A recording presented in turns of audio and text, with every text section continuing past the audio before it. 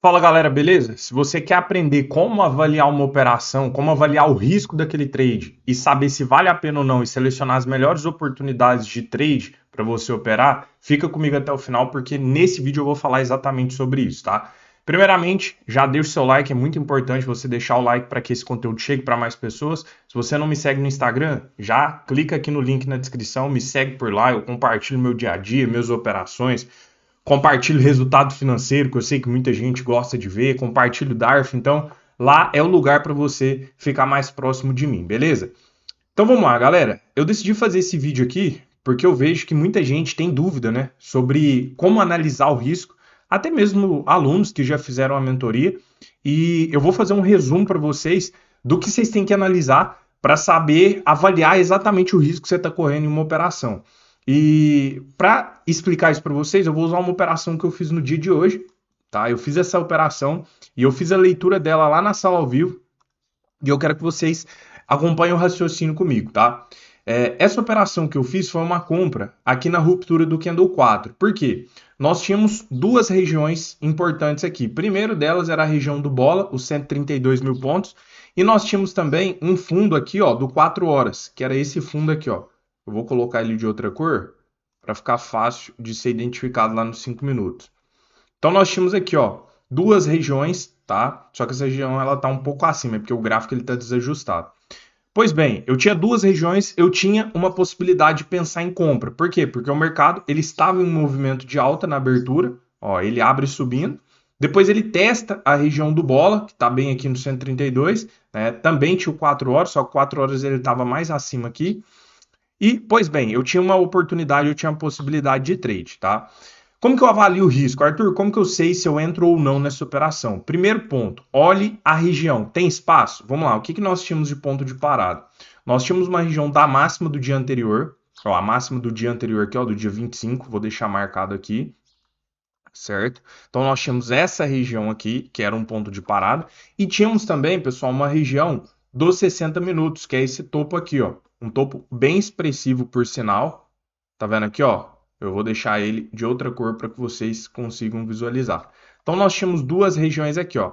Região da máxima do dia anterior e região dos 60 minutos. Uma das coisas que eu mais analiso para saber avaliar o risco e ver se ele vale a pena ou não é o que tem pela frente, né? Quantos pontos de parada ele vai precisar romper para que ele me dê uma operação aí de 2, 3, 4 vezes o meu risco. Então, ao pensar em assumir essa operação, se a gente assumir ela na ruptura com o nosso stop técnico abaixo da mínima aqui, ó, deixa eu pôr a linha preta para ficar mais fácil. Então, se eu compro na ruptura e eu deixo um stop técnico, eu sempre descolo, então dava um stop de 310 pontos.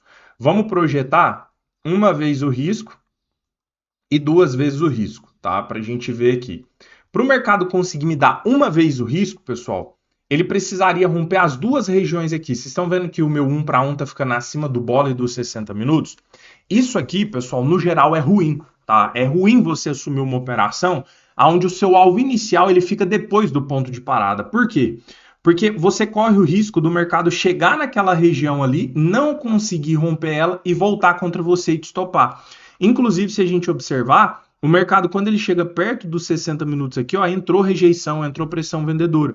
Então, era um risco, né, o mercado bater nessa região e acabar devolvendo. Só que, ultimamente, nós estamos vivendo um cenário um pouco diferente de mercado. O mercado ele não está se comportando de uma maneira tão fácil de ser operado. As últimas oportunidades, as últimas semanas, o mercado tem desenvolvido e tem dado oportunidades mais perigosas, mais arriscadas. E se você decide por ficar de fora, o que acontece? Você fica sem operar. Exemplo disso é, semana passada e semana retrasada, pelo menos 2 dias eu fiquei sem abrir operação, porque eu não gostei das oportunidades que estavam dando, né? E algumas delas o mercado se desenvolvia e outras não.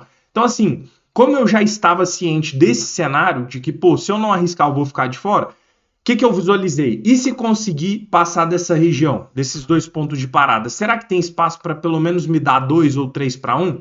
E eu visualizei que sim, porque se o mercado rompesse essa região aqui, eu teria espaço para o 2 para 1, e logo acima a outra região que nós tínhamos aqui de ponto de parada, seria o outro bola, que seria aqui, ó, os 133 mil pontos, ó. Então eu observei que daria quase 3-1 se o mercado conseguisse se desenvolver, ó, até o próximo ponto de parada. O alvo do 3-1 ficou um pouco acima. Então, dito isso, sabendo, estando ciente do cenário de mercado que a gente está passando, né? E querendo assumir o trade porque o stop não ficou muito grande, isso é outra coisa que eu observo. O stop de 300, 310 pontos é um stop relativamente pequeno para o índice. Eu decidi assumir o trade, mas vamos lá. O alvo inicial ter ficado depois do ponto de parada, usualmente isso não é bom, não é uma operação interessante, tá? Por isso que semana passada, semana retrasada, eu acabei por ficar sem operar, porque davam operações, mas muitas vezes o risco-retorno não estava favorável, que é exatamente isso aqui que eu estou falando para vocês. Então eu preferia ficar de fora. Só que tendo entendido já o cenário que o mercado estava trabalhando, né, que não estava um cenário tão fácil de ser operado, de pegar boas operações, que estivessem seguras, o que eu pensei? Bom, beleza, eu vou correr o risco do mercado não passar dessa região. Mas e se conseguir romper, pelo menos 2-1, eu conseguiria sair dessa operação, que já para mim já seria interessante.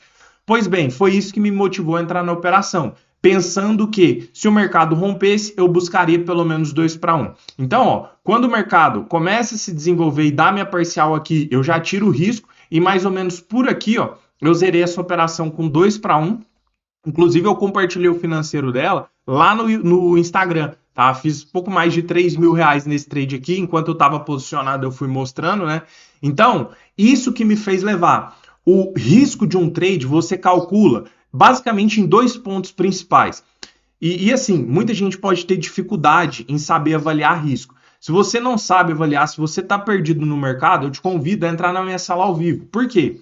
Essa possibilidade de trade aqui, eu faço a leitura na sala ao vivo e eu mostro quais são os riscos que você vai correr. Não é uma sala de call, onde eu vou falar para você comprar, vender, não. É onde eu vou te mostrar os riscos que você está correndo em cada operação e vou fazer você enxergar as oportunidades enquanto elas acontecem. Então o link está aqui na descrição, se você tem interesse em entrar para a sala ao vivo, clica aí, fala comigo que eu te passo todas as informações. Então, dito isso, eu visualizei que se o mercado conseguisse romper, eu conseguiria 2-1. E pela semana passada e a retrasada ter sido mais ou menos nesse padrão, com operações um pouco mais agressivas, eu decidi assumir, mas ciente do risco que ele poderia segurar. Em um cenário comum, mercado tranquilo, eu evito esse tipo de operação. Operações que existem pontos de parada no meio do caminho. Por quê? Porque eu sei que daqui a pouco vai dar uma outra operação e o risco-retorno vai ficar bacana. Retomando o que eu queria falar.